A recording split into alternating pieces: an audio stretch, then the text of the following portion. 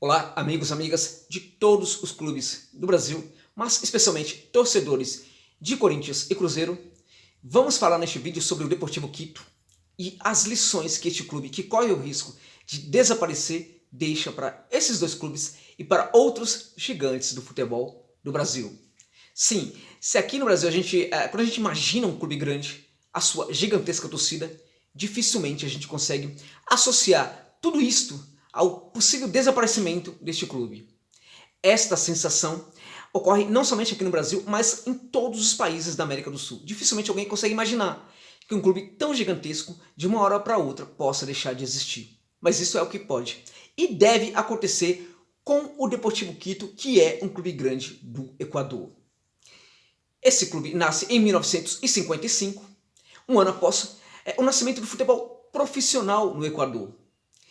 E ele nasce na Praça del Teatro, ali no centro de Quito, mas é na região do Cancelén que ele ganha notoriedade, popularidade e vira um clube importante. O que é o Cancelén na década de 50, 60, 70 e até década de 80.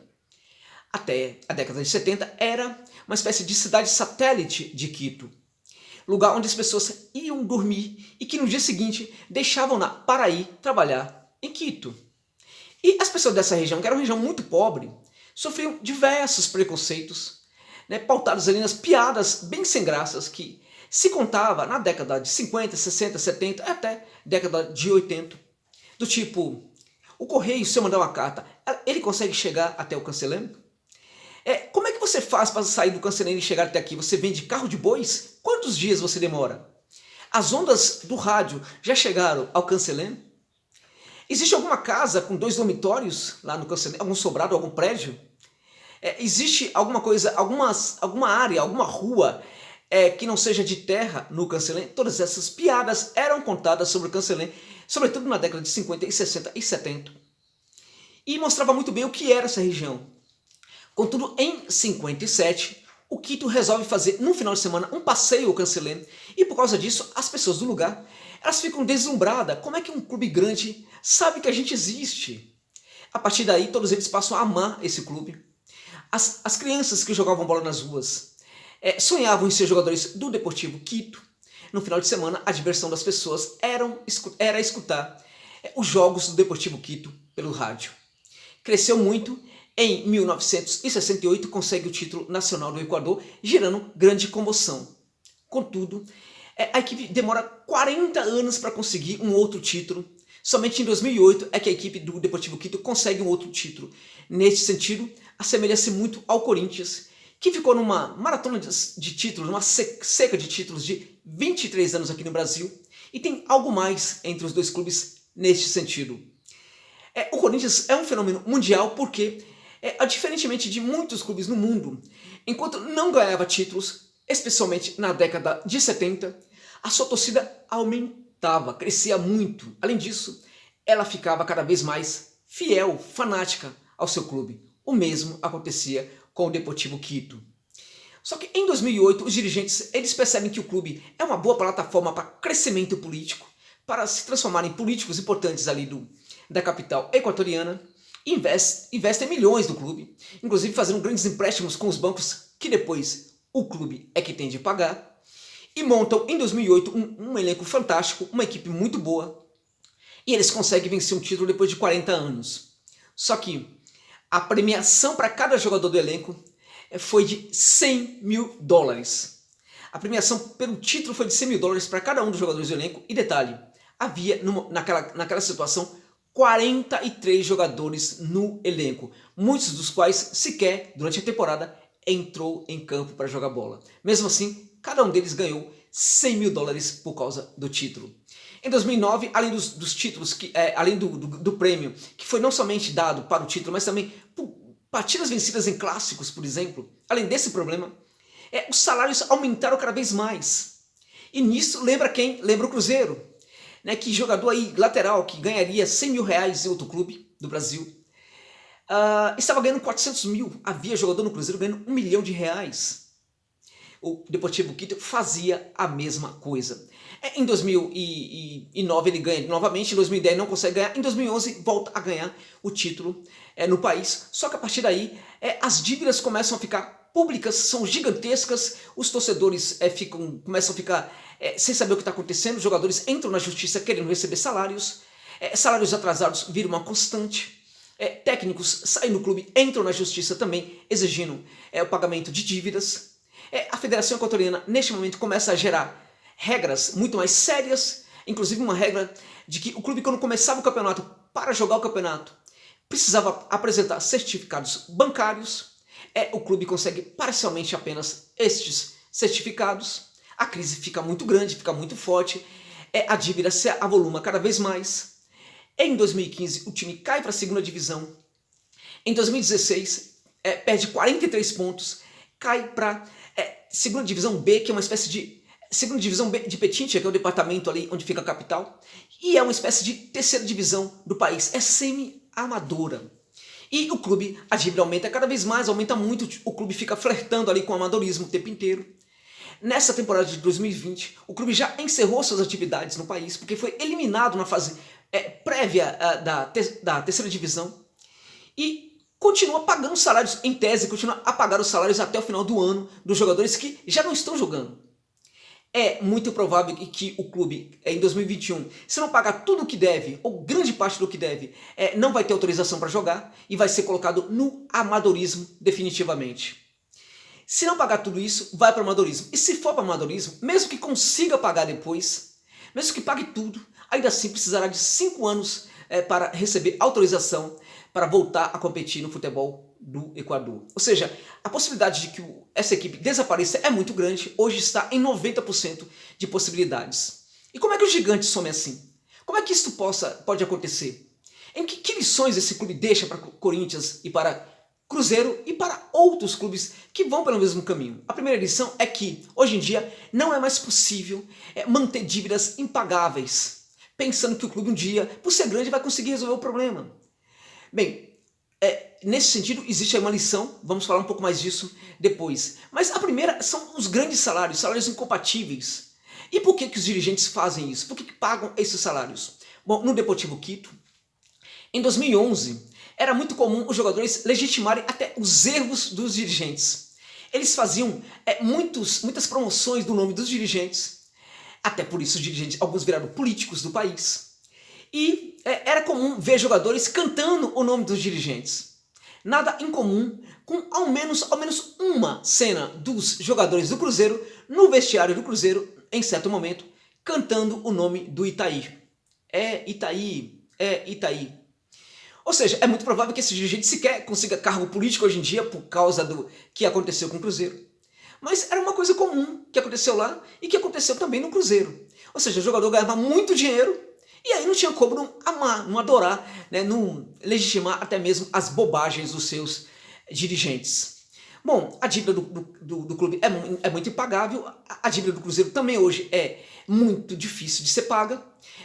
O Quito vive sendo cobrado pela FIFA para pagar ainda mais, é provável que perca até as últimas instalações que ainda possui, é muito provável que a FIFA ainda cobre do Cruzeiro os pagamentos que ainda deve, e essas cobranças vão ficar cada vez mais sérias, porque as entidades hoje, elas não aceitam mais que um clube fique devendo para o outro, cada vez mais as entidades que organizam o futebol vão fazer essas cobranças. Bom, um dado muito interessante, nesse tempo inteiro, o Deportivo Quito sempre teve dirigente novo que se apresentava ao clube com ideias novas, mas não conseguia tirar o clube da situação difícil. Por quê? Porque eles não cortavam as relações com os dirigentes do passado que levaram o clube para a bancarrota.